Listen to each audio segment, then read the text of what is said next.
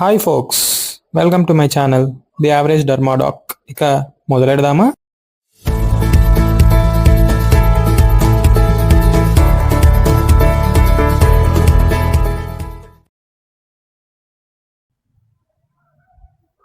Hair transplantation. అసలు ఈ hair transplantation ఏ ప్రిన్సిపల్ మీద బేస్ చేసుకొని చేస్తాం? It was based on the basic principle of donor dominance. ఈ డోనార్ డామినెన్స్ అనే కాన్సెప్ట్ని ఇంట్రడ్యూస్ చేసింది New York dermatologist Norman Orentreich. Is considered as father of modern hair transplantation. Donor dominance అంటే ఏంటి? ఆక్సిపుట్లో ఉన్న hair resistant to androgens. So దాన్ని తీసుకెళ్ళి బాల్డ్ ఏరియాస్లో ట్రాన్స్ప్లాంట్ చేస్తే అక్కడ కూడా పెరుగుతుంది. ఎందుకు? It is resistant naturally to androgens. దీన్నే డోనార్ డామినెన్స్ అని అంటాం. Coming to evolution of hair transplantation. First hair transplant punch grafts, 2 to 4 mm punch grafts use చేసుకొని చేసేటోళ్ళు. దానివల్ల paddy field or doll like appearance of scalp and cobble stone scarring కూడా వచ్చేది. So దీన్ని minimize చేయడానికి చిన్న చిన్న punches, mini punch grafts, micro punch grafts develop చేశారు.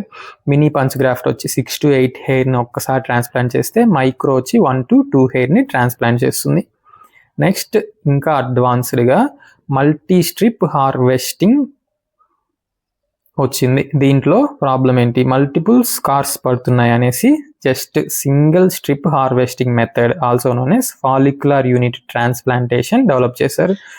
ఆ తర్వాత లేటెస్ట్గా ఇప్పుడు ఎక్కువగా వాడుతున్నది వచ్చి ఫాలిక్యులర్ యూనిట్ ఎక్స్ట్రాక్షన్. ఈ బాక్స్లో ఉన్న ఈ రెండు కూడా based on the concept of follicular unit. అసలు ఈ ఫాలిక్యులర్ యూనిట్ అనే కాన్సెప్ట్ని తీసుకొచ్చింది 1984లో Headington. Headington demonstrated that hairs did not occur individually. Hairs అనేవి సింగిల్గా ఉండవు, but as naturally occurring bundles or groups called follicular units. ఫాలిక్యులర్ యూనిట్లో మల్టిపుల్ హెయిర్స్ గ్రూప్స్ గానో బండిల్స్ గానో ఎగ్జిస్ట్ అయి ఉంటుంది, సింగిల్గా కాదు అని ఒక పేపర్ని పబ్లిష్ చేశాడు. అప్పటి నుంచి ఫాలిక్యులర్ యూనిట్ కాన్సెప్ట్ బేస్ చేసుకొని FUT and FUE procedures hair ట్రాన్స్ప్లాంటేషన్లో డెవలప్ చేశారు. అసలు ఈ ఫాలిక్యులర్ యూనిట్లో ఏమేమి ఉంటాయి? 1 to 4 టర్మినల్ ఫాలికల్స్ ఉంటాయి. అవే దాన్నే group or bundles of hair అని అంటాం. Next 1 or rarely 2 vellus follicles ఉంటాయి. Associated sebaceous lobules and insertion of arrector pili muscle కూడా ఉంటుంది. నెక్స్ట్ ఫాలికల్ చుట్టూ perifollicular vascular plexus, neural fat, circumferential band of adventitial collagen that defines the unit. ఈ బ్యాండే యూనిట్ని wear చేస్తుంది ఇంకొక follicular యూనిట్తో. ఇక్కడ మనం క్లియర్గా అబ్జర్వ్ చేయొచ్చు, adventitial band of collagen and bundles or groups of hair coming from single follicular unit. ఈ follicular units వల్ల బెనిఫిట్ ఏంటి? అసలు ఎందుకు మినీ ఆర్ మైక్రోగ్రాఫ్ట్ నుంచి ఫాలిక్యులర్ యూనిట్ బేస్డ్ ట్రాన్స్ప్లాంటేషన్కి వచ్చాం? ఎందుకంటే ఫాలిక్యులర్ యూనిట్స్ మధ్య ఇంటర్వీనింగ్ డర్మిస్ ఏమీ ఉండదు, జస్ట్ అడ్వెంటీషియల్ కొల్లాజిన్ మాత్రమే ఉంటుంది. వెరాస్ ఇన్ మినీ ఆర్ మైక్రోగ్రాఫ్ట్లో ఒక హెయిర్కి ఇంకో హెయిర్కి మధ్య ఇంటర్వీనింగ్ స్కిన్, డర్మిస్ ఇవన్నీ ఉంటాయి. సో దానివల్ల we prefer follicular units. Why? Because it is tightly packed without any intervening dermis. Hence one needs to create smaller recipient sites that allows dense packing of the small follicular units. So ఈ advantage వల్ల చిన్న recipient site create చేస్తే సరిపోతుంది. So చిన్న minimal స్కారింగే ఉంటుంది. Coming to procedure of hair transplantation. First we have to do proper patient selection. Second counselling.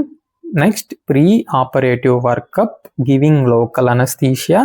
for a painless surgery. Next, we have to harvest the grafts from donor site. Harvesting అంటే మనకు కావాల్సిన follicular యూనిట్స్ని donor area నుంచి తీసుకోవడం. అలా తీసుకున్న దాన్ని recipient site, అదే bald ఏరియాస్లో ఇన్సర్ట్ చేయాలి. That is nothing but recipient site creation and graft insertion. Finally after operation post operative care is important for minimizing complications of surgery. ఇప్పుడు ఒక్కొక్కటిగా చూసుకుంటూ పోదాం. First, proper patient selection. ఎలాంటి వాళ్ళని select చేయాలి? Equal to or more than 25 years of age with good donor area hair density. Good hair density అంటే ఎంత? Not less than 40 follicular units per centimeter square. జనరల్గా 1 millimeter స్క్వేర్కి 1 ఫాలిక్యులర్ యూనిట్ ఉంటుంది. 1 centimeter స్క్వేర్కి 80 to 100 follicular units ఉంటాయి. But it may vary from patient to patient. అందుకే ఇక్కడ range రాశాను, 80 to 100. 40 కన్నా తక్కువ ఉండకుండా ఉంటే సరిపోతుంది. Next, cicatricial alopecia due to burns or injuries. Next, reconstruction of eyelashes, eyebrows and sideburns. వీటికి కూడా హెయిర్ ట్రాన్స్ప్లాంటేషన్ వాడచ్చు. సైడ్ బన్స్ అంటే damage to the hair in front of the ear. ఈ హెయిర్నే మనం సైడ్ బన్స్ అంటాం. ఎలా donor ఏరియాని అసెస్ చేయాలి? ఏమేమి చూడాలి? ఒకటి, hair density. Next, laxity. Hair density దేని ద్వారా చూస్తాం? Using densitometer. ఒకవేళ thick, curly and coarse hair గనక డోనార్ హెయిర్ అయితే it will give a better cosmetic outcome compared to straight, thin, fine donor hair. ఇక్కడ నెంబర్ ఆఫ్ హెయిర్ ఏమో సేమే, but characteristic of the hair కనుక thick, curly, coarse అయితే it will give just an impression of good cosmetic density. In fact, in reality same number of హెయిరే ఉన్నా కూడా ఆ impression వస్తుంది, బెటర్ కాస్మెటిక్ డెన్సిటీ ఉన్న impression. Next, scalp laxity. Scalp laxity అనే పదం ఓన్లీ ఫాలిక్యులర్ యూనిట్ ట్రాన్స్ప్లాంటేషన్లో మాత్రమే అవసరం. ఎందుకు? For a good scalp closure after donor strip harvesting. ఒక స్ట్రిప్ని హార్వెస్ట్ చేశాక, స్ట్రిప్ ఆఫ్ స్కిన్ని హార్వెస్ట్ చేసేసాక అక్కడ ఒక వూండ్ ఫామ్ అవుతుంది. ఆ వూండ్ క్లోజర్ బాగా అవ్వాలంటే స్కాల్ప్ లాక్సిటీ బాగుండాలి. అలా ఉంటే వైడర్ ఏరియాని హార్వెస్ట్ చేయొచ్చు. తద్వారా మనకు మోర్ గ్రాఫ్ట్స్ దొరుకుతుంది.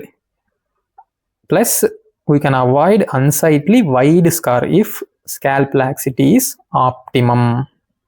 అదే ఫాలిక్యులర్ యూనిట్ ఎక్స్ట్రాక్షన్కి వచ్చేసరికి మనం ఎలాంటి స్ట్రిప్ని కట్ చేయము, డైరెక్ట్గా గ్రాఫ్ట్స్ని హార్వెస్ట్ చేసుకుంటాం కాబట్టి no sutures, no wound, no need of scalp laxity to be present in the patient.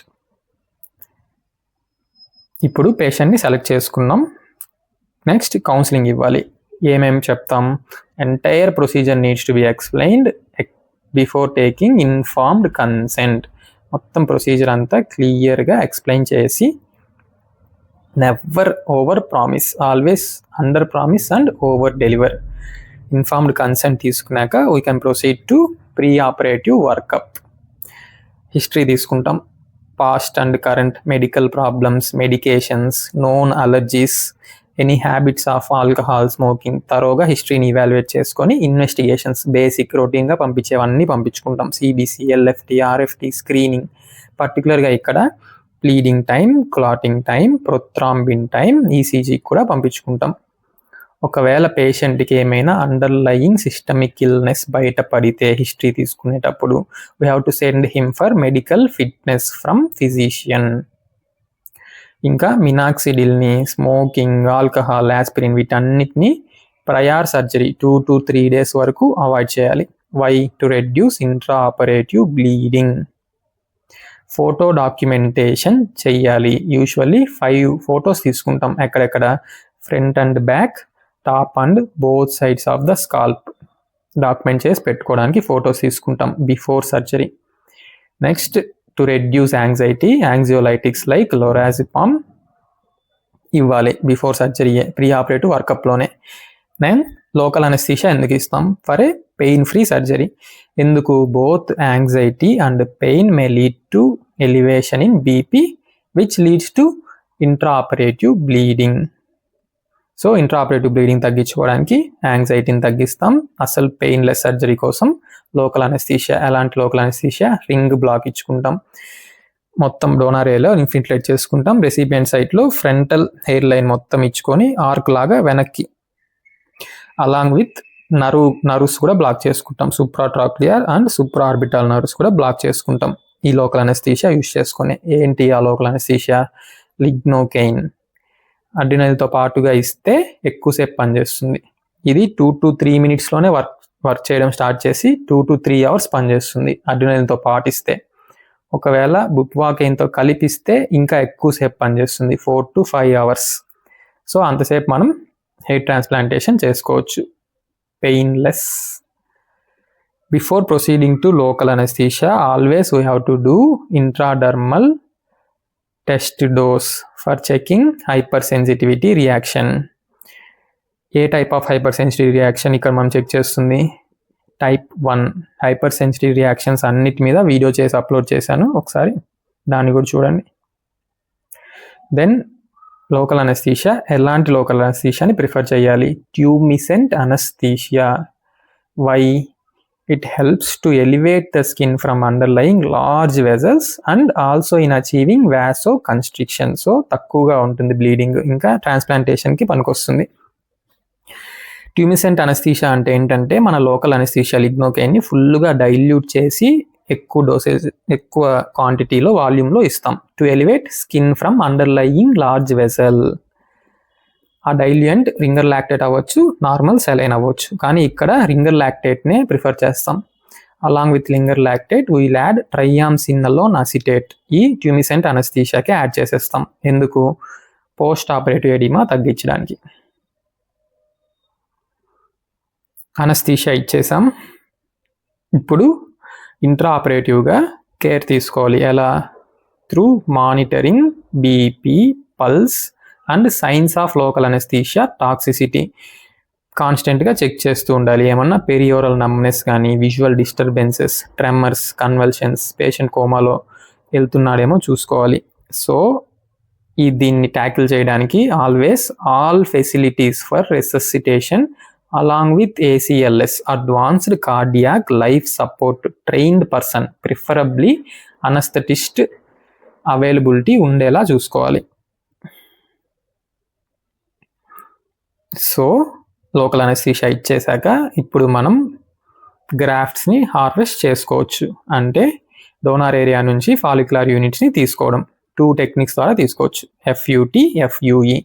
FUTలో single strip dissection around occipital protuberance with a length of 20 to 25 centimeters, width of 1 to 1.3 centimeters at a depth until upper subcutis is done. After trimming hair 0.5 to 1 centimeters.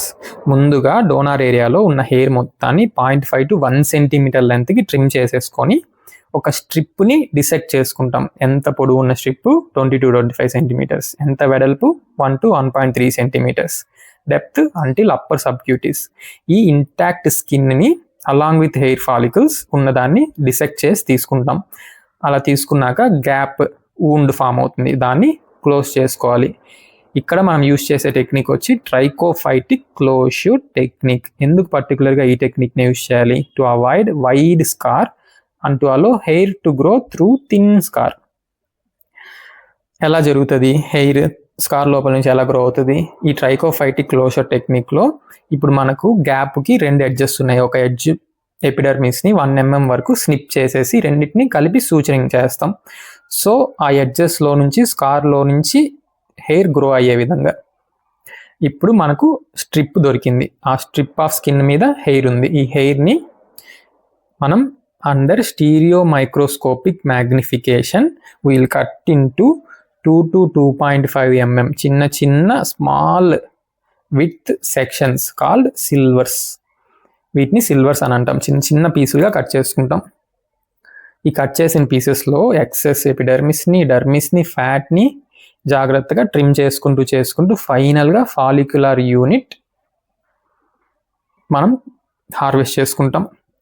ఈ ప్రాసెస్లో జాగ్రత్తగా హెయిర్ని transact చేయకుండా magnification లెన్స్లో stereo magnification ద్వారా cut చేసుకుంటూ follicular యూనిట్స్ని తీసుకుంటాం. ఎన్ని follicular units వస్తుంది ఇలా చేస్తే?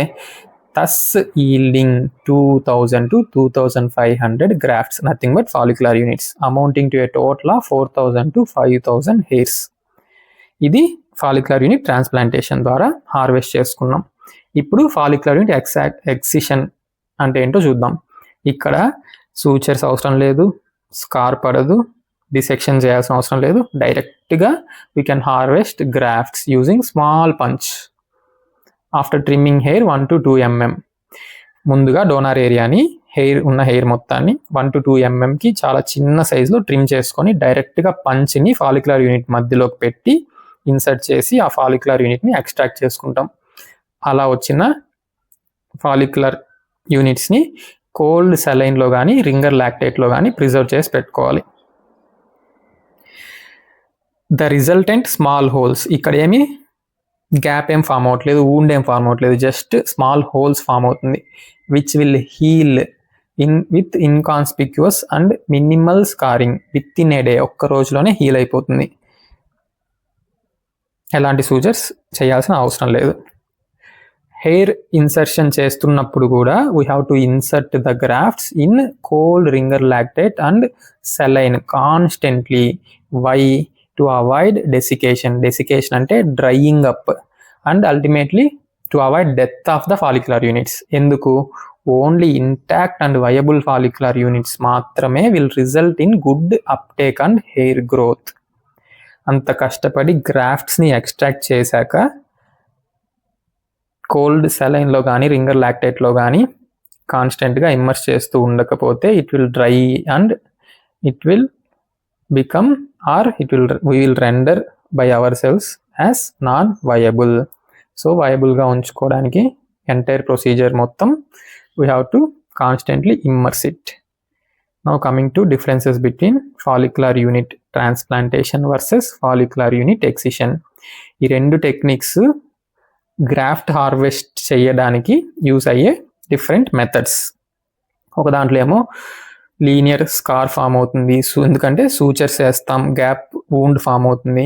అలా తీసుకున్న స్ట్రిప్ని మైక్రోస్కోపిక్ డిసెక్షన్ చేయాల్సి ఉంటుంది. లాక్సిటీ, మంచి ఆప్టిమమ్ లాక్సిటీ ఉన్న స్కాల్ప్ వాళ్ళే ప్రిఫర్ చేస్తాం ఈ ప్రొసీజర్కి.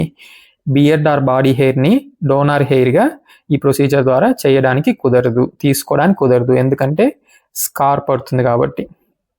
అదే ఫాలిక్యులర్ యూనిట్ ఎక్స్ట్రాక్షన్లో ఎలాంటి డిసెక్షన్ చేయట్లేదు, డైరెక్ట్గా ఫాలిక్యులర్ యూనిట్స్నే హార్వెస్ట్ చేస్తున్నాం కాబట్టి బాడీ హెయిర్ని, బియర్డ్ హెయిర్ని తీసుకొని హార్వెస్ట్ చేసుకోవచ్చు. ఇలా హార్వెస్ట్ చేసుకొని వైబుల్గా సేవ్ చేసి పెట్టుకున్న గ్రాఫ్ట్స్ని ఇప్పుడు ఏం చేయాలి? రెసిపియంట్ సైట్లో బాల్డ్ ఏరియాస్లో ఇన్సర్ట్ చేయాలి. Nothing but recipient site creation using 1819 gauze or Nokor needles, slits, rectangular punches or blades, వీటన్నిటి ఇన్స్ట్రుమెంట్స్ని యూస్ చేసుకొని రెసిపియంట్ సైట్ క్రియేట్ చేసుకొని we have to insert grafts. ఎలా ఇన్సర్ట్ చేస్తాం? 2 methods. ఒకటి వచ్చి stick and place method, involves making a recipient site and inserting the grafts immediately. ఒక recipient సైట్ని క్రియేట్ చేసి ఒక గ్రాఫ్ట్ని తీసుకొని ఇన్సర్ట్ చేస్తాం. నెక్స్ట్ ఇంకో రెసిపియంట్ సైట్ ఇన్సర్ట్ చేసి నెక్స్ట్ గ్రాఫ్ట్, ఒకటి తర్వాత ఒకటి. అదే ప్రీఫార్మ్డ్ స్లిట్ మెథడ్లో అయితే it involves creating all the required recipient sites together and then placing grafts 1 by 1. దీని మీనింగ్ ఏంటంటే ఇప్పుడు మన దగ్గర 400 2000 గ్రాఫ్ట్స్ ఉన్నాయి, వాటికి సంబంధించిన అన్ని స్లిట్స్ని ఒకేసారి రెసిపియంట్ ఏరియాలో క్రియేట్ చేసి పెట్టేసుకొని ఒక్కో గ్రాఫ్ట్ని తీసి ఆ రెసిపియంట్ సైట్లో ప్రీఫార్మ్డ్ స్లిట్స్లో ఇన్సర్ట్ చేస్తూ పోతాం. వెరాస్ ఇన్ స్టిక్ అండ్ ప్లేస్ మెథడ్లో ఒక సైట్ క్రియేట్ చేసి ఒక గ్రాఫ్ట్ ఇన్సర్షన్, నెక్స్ట్ ఇంకో సైట్ క్రియేషన్. కానీ ఇక్కడ ప్రీఫార్మ్డ్గా మొత్తం ఎన్ని గ్రాఫ్ట్స్ ఉంటే అన్ని స్లిట్స్ ఫామ్ చేసి పెట్టుకొని ఒక్కో గ్రాఫ్ట్ ఇన్సర్ట్ చేసుకుంటూ పోతాం. నెక్స్ట్ లేటెస్ట్గా ఇంప్లాంటర్స్ అనేవి వచ్చాయి, చోయి పెన్స్ కానీ కేఎన్యూ ఇంప్లాంటర్ పెన్స్ కానీ. ఈ పెన్స్లోకి మనం ఒక ఫాలిక్యులర్ యూనిట్ని తీసి లోడ్ చేసేసి ఈ ఇంప్లాంటర్సే రెసిపియంట్ సైట్ని క్రియేట్ చేసుకొని ఫాలిక్యులర్ యూనిట్స్ని ఇన్సర్ట్ చేసుకుంటుంది. At the same time simultaneously మనము ప్రీఫార్మ్డ్గా రెసిపియంట్ సైట్ని క్రియేట్ చేయాల్సిన అవసరమే లేదు. డైరెక్ట్గా ఇదే క్రియేట్ చేసుకొని ఇదే ఇన్సర్ట్ చేసుకుంటుంది. దీన్నే ఇంప్లాంటర్స్ అని అంటాం. నెక్స్ట్, ఎలా ఇంప్లాంట్ చేయాలి, ఏ డైరెక్షన్లో రెసిపియంట్ సైట్ని క్రియేట్ చేయాలి? Parallel to the direction of existing hair to a depth of 4 to 5 mm. Why? To avoid damage to deeper vessels. Just 4 to 5 mm డీప్లో ఇన్సర్ట్ చేస్తాం. ఏ డైరెక్షన్లో? Parallel to the existing hair. ఒకవేళ patient left నుంచి రైట్కి comb చేస్తున్నట్లయితే left side more grafts are inserted on recipient area. ఎందుకు? To have a good cosmetic outcome. ఎక్కువ డెన్సిటీ ఉన్నట్టుగా తెలుస్తుంది. లెఫ్ట్ నుంచి రైట్కి కోమ్ చేసే పేషెంట్లు లెఫ్ట్ సైడ్ ఎక్కువ ఇన్సర్ట్ చేస్తే.